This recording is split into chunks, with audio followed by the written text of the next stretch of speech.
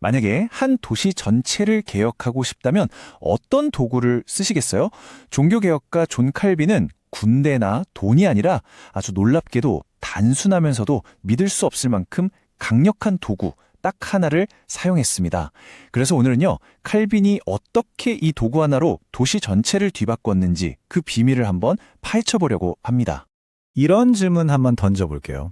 16세기 제네바는 영적으로나 도덕적으로나 완전히 무너져 내린 상태였어요. 여러분이 만약 그 혼돈의 한가운데 서 있다면 대체 어디서부터 손을 대야 할지 정말 막막하지 않았을까요? 그런데 칼빈에게는 이 질문에 대한 아주 명확하고 또 흔들림 없는 답이 있었습니다. 그래서 오늘 이 엄청난 변화의 이야기를 따라가면서 우리는 4가지 핵심 포인트를 짚어볼 겁니다. 첫째, 그 비밀 도구라는 게 대체 뭐였을까? 둘째, 그 뒤에는 어떤 강력한 신념이 숨어 있었을까? 셋째, 그래서 실제로 무슨 일이 일어났을까? 그리고 마지막으로 이 오래된 이야기가 지금 우리에게 왜 중요할까? 이 순서대로 한번 따라가 보시죠. 칼빈의 핵심 전략, 그 비밀 도구는 바로 강해 설교였습니다. 근데 여기서 진짜 중요한 건요, 이게 여러 설교 스타일 중에 이게 좋겠다 하고 그냥 고른 게 아니라는 거예요. 이건 그의 깊은 신념에서 나온 어쩌면 그에게는 유일한 선택지였습니다. 그럼 강해 설교가 정확히 뭘까요? 렉시오 콘티누아라고도 하는데요. 쉽게 말하면 이런 거예요. 설교자가 오늘은 이 이야기를 해볼까? 하고 마음대로 주제를 정하는 게 아니고요.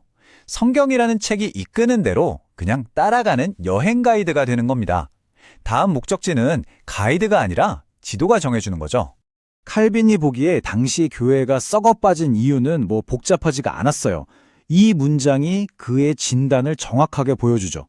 문제는 딱 하나, 하나님의 말씀이 사라졌다는 겁니다. 그래서 칼빈의 해법은 아주 단순하고 명료했습니다. 인간의 생각을 싹 걷어내고 오직 하나님의 말씀이 스스로 말하게 만들자, 바로 이거였죠. 아니, 그렇다면 칼빈은 왜 이렇게까지 이 방식에 집착했을까요? 그 이유를 파고들면요, 마치 튼튼한 건물처럼 4개의 거대한 신학적 기둥이 이 모든 것을 꽉 받치고 있었다는 걸 알게 됩니다. 자, 지금부터 그 기둥들을 하나씩 살펴보겠습니다. 첫 번째 기둥은요, 종교개혁 전체를 꿰뚫는 가장 핵심적인 원칙입니다. 바로 모든 해답은 오직 성경에서만 나온다는 솔라 스크립투라 정신이죠. 이 원칙에 따르면 설교자는 메시지의 창작자가 될 수 없어요. 그냥 전달자, 메신저일 뿐입니다. 그러니까 설교자가 자기 생각이나 주장을 막 섞을 틈을 아예 원천 봉쇄해버리는 거죠. 그러려면 어떻게 해야 할까요? 네, 성경을 처음부터 끝까지 정직하게 따라가는 것, 그게 유일한 길이었던 셈입니다. 그리고 두 번째 기둥은 이 첫 번째랑 아주 찰떡궁합이에요.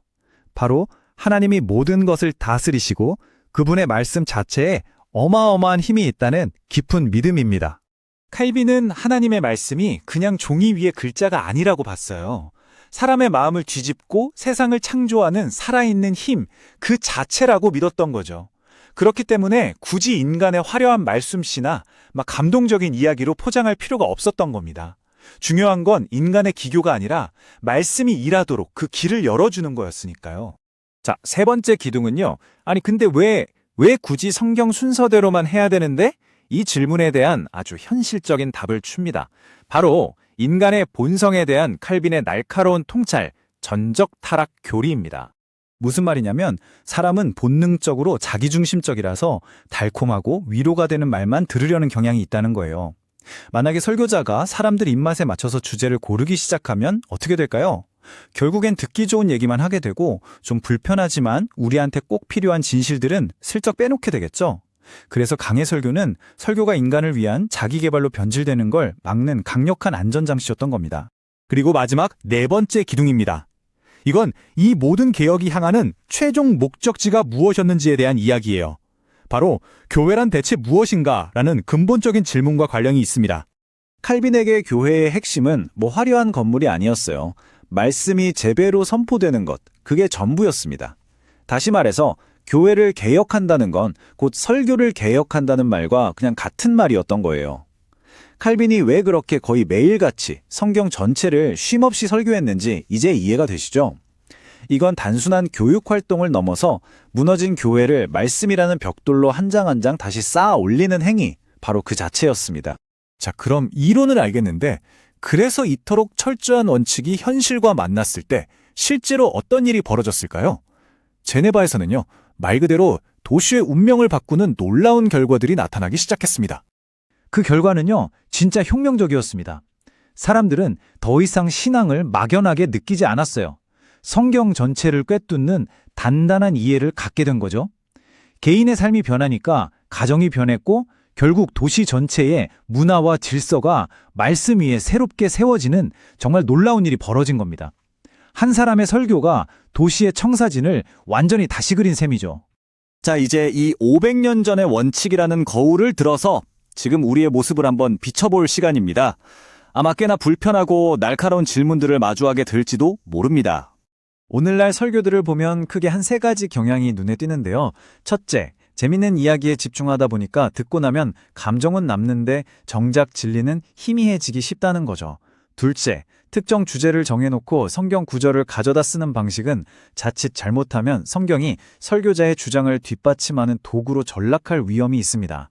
그리고 마지막으로 성공이나 행복 같은 자기 개발 메시지는 복음의 본질을 왜곡할 수도 있고요. 이 3가지 모두 칼빈이 그토록 경계했던 인간 중심이라는 공통점을 가지고 있습니다. 이 둘의 차이를 딱 한 문장으로 압축하면 바로 이겁니다. 목표 자체가 완전히 다른 거죠. 진리로 사람을 바꾸려고 하는가, 아니면 프로그램으로 사람을 끌어모으려고 하는가. 본질적인 방향이 다른 겁니다. 결국 핵심은 이거예요. 칼빈한테 설교 방식은 그냥 기술의 문제가 아니었다는 거죠. 그것은 그가 세상을 보는 관점, 즉 그의 신학 전부가 녹아있는 결과물이었던 겁니다. 무엇을 믿느냐가 어떻게 말하느냐를 결정한 것이죠. 이 오래된 이야기가 오늘 우리에게 던지는 마지막 질문은 정말 묵직합니다. 오늘날 교회 과제는 더 세련된 기법이나 기술의 문제일까요?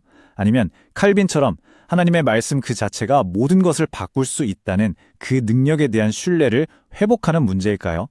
어쩌면 이 질문에 대한 답이 오늘 우리가 마주한 많은 문제의 핵심을 꿰뚫고 있는지도 모르겠습니다.